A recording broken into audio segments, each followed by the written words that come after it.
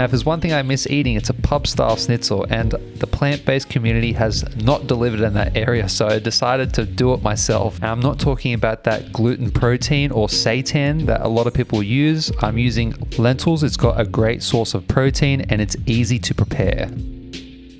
Now for this recipe, you have to soak your lentils, but here I've actually germinated or sprouted.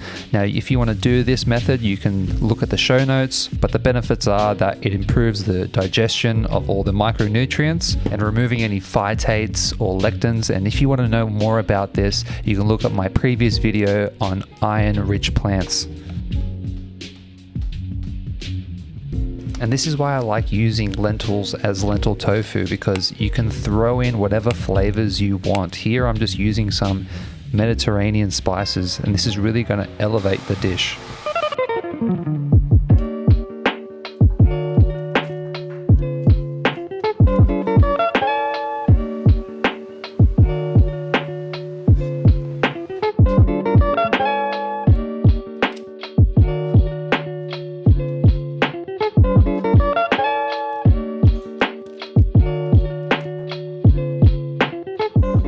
So get yourself a baking tray and flatten it to the consistency that you desire. Now, 1 centimeter seems to work. And like I said before, this is a pretty easy dish to prepare. Apart from soaking the lentils, this process only took about 15 minutes.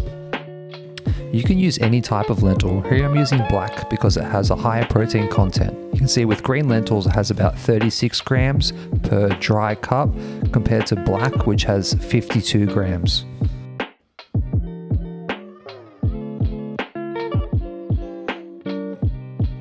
Now there's 3 components to a schnitzel crumb. You have the egg mixture, you have the corn flour, and then you have the crumb. Now this is a plant-based option for the egg. All you have to do is make buttermilk, and you can use a plant-based milk like soy milk, add a splash of vinegar, and it will thicken up into a buttermilk.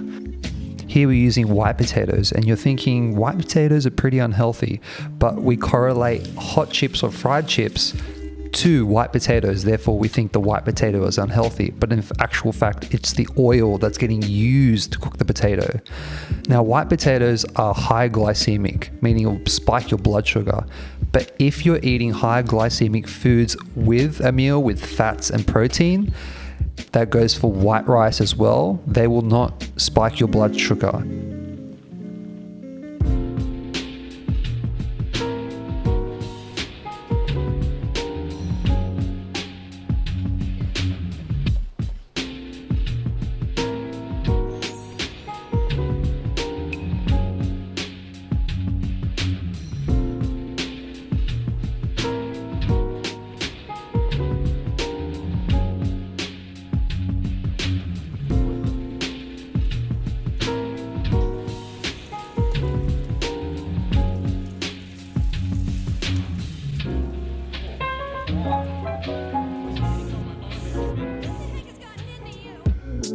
And you can really see how big this schnitzel is. And I think I made it too big. Like Goldilocks, this schnitzel was too big. And I found the rice crumb to not be the best. So the following weekend, I gave it another go with some alterations.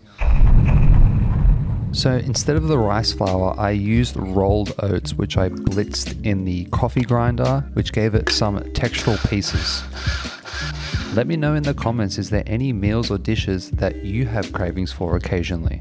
There's usually a psychological connection when eating these desired foods, whether it be Chinese food with your family or going to the pub with your friends, and we can still enjoy these foods just by simply altering the ingredients, and maybe instead of frying, we can pan fry or even bake.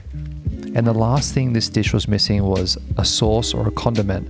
I gotta share this one with you guys. Putting a capsicum in the oven for 30-45 minutes on the grill setting, which makes a sweet, delicious, low calorie and a high nutrient dense condiment.